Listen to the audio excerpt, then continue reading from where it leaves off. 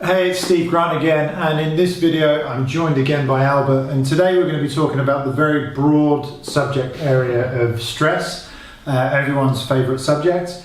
For me, this is a super interesting area because actually a lot of people that come into me and see me in clinic, a lot of their physical symptoms can certainly be at least associated with the levels of stress that they're experiencing.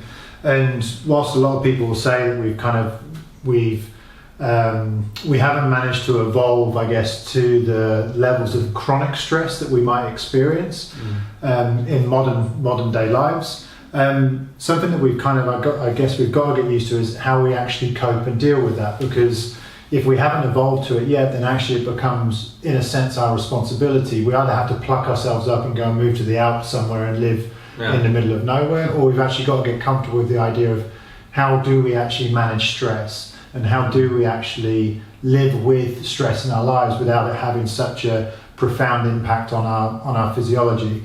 Do you want to kind of take it from here and just kind of give me some thoughts around stress? Yeah, it's interesting, Steve, because I think a few years ago I heard about a study where they did, and they said that they've measured that stress isn't as much the problem as people's attitude towards stress. So you would have two people in the same high stress environment, but one of them manages to process it, or their system manages to regulate it better than someone else. It's kind of a classic trap that we see in coaching as well when we talk about mindset, is that you'd walk in with anxiety, then you get anxious about being anxious, then you get anxious about being anxious about, and it's just this trap. And I think it also happens with people around stress, around fear, around anger. I'm angry and then I'm angry at myself for being angry. It's almost like we get trapped in that cycle. So what often helps is to just first assess what is it that I'm experiencing when I say stress. Because stress is a bit of a broad term, right? It encapsulates a lot of different things. Again, getting clear, what is the external things that make me feel stressed? How does that feel internally in my body, emotionally? What am I thinking when I think about stress? So by doing that, we're already creating a bit of distance between the person and the experience.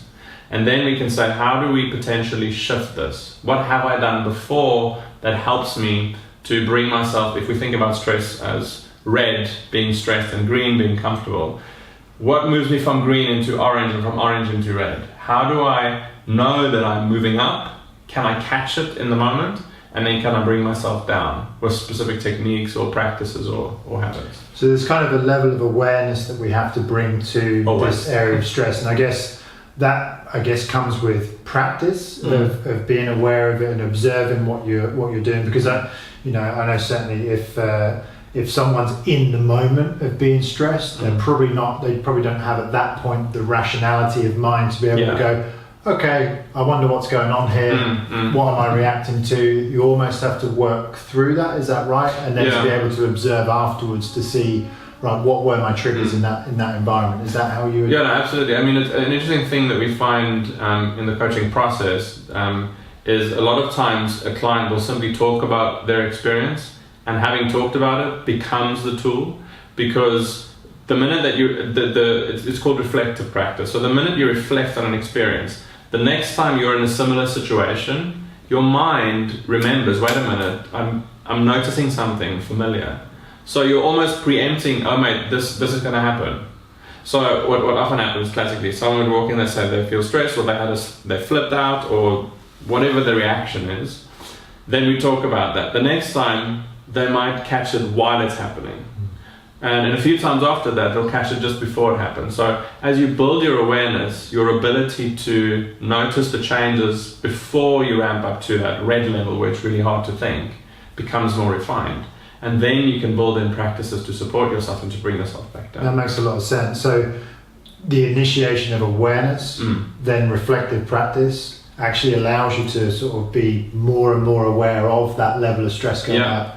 And then that awareness around what certain circumstances or situations or triggering events or whatever it might be, then allows you to put practices in place kind of prior to that event, or to be able to manage certain situations or environments. Because you're absolutely right when you say that when you're in that state, I'm associating, we could associate it with the fight or flight response, is when we're in survival mode or we suddenly feel overwhelmed, our frontal lobes don't function as well. So it is hard for us to think straight, and we shouldn't have to expect ourselves to think straight, because we're not designed that way.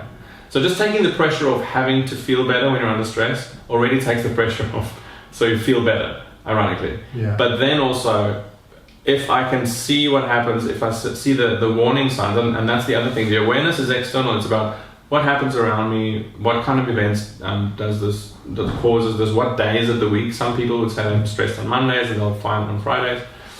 And then what happens internally? How can I notice stress starting rather than the aftermath when I've already had a blowout? Yeah.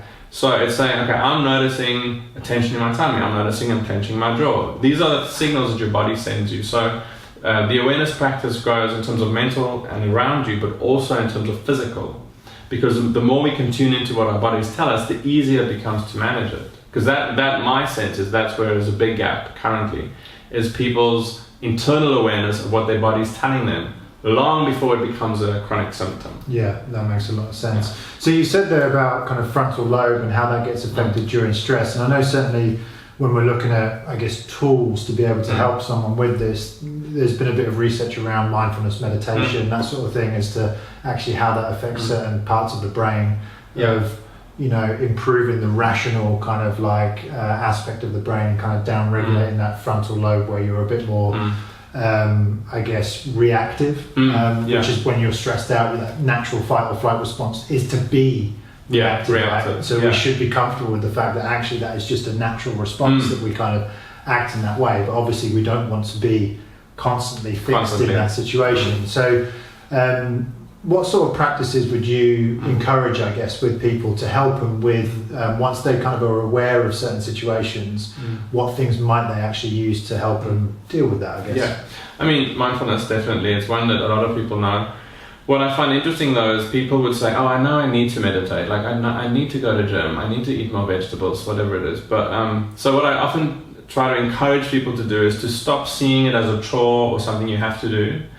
Mindfulness is literally just awareness of now. It's me feeling my feet on the floor right now, my bum on the chair, feeling my breath, just shifting my attention from the noise in my mind to the physical environment. That's mindfulness.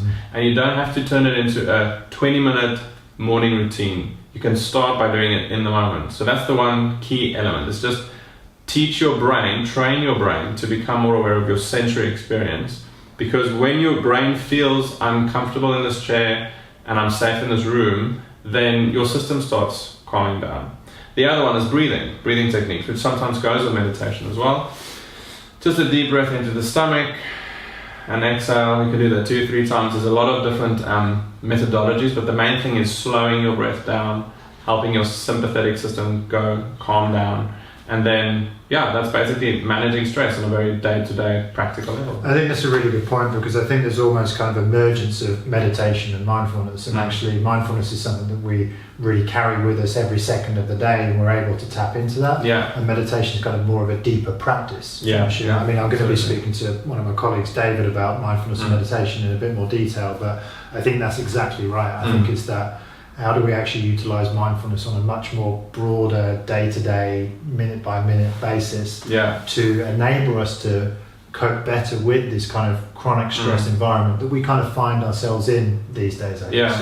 Absolutely. Yeah, good stuff. So I'm really pleased with that. I think it's good just to touch on that subject of stress and understanding some of the things that we can do just to bring awareness to what actually might be our triggering events, the environments that might drive that, but that reflective practice seems like probably one of the most important things to just understand what that might be first, and then it's the interventions of what we might be able to do, the coping mechanisms to maybe stop us from falling into that fight or flight response as well. Anything you want to add to that? No, I think that's it. The main thing is I would say reflection is basically what coaching practice is. It's giving people an opportunity to think about, what have I experienced? What actually happened? What would I want to happen in future? What do I need to do to make that happen?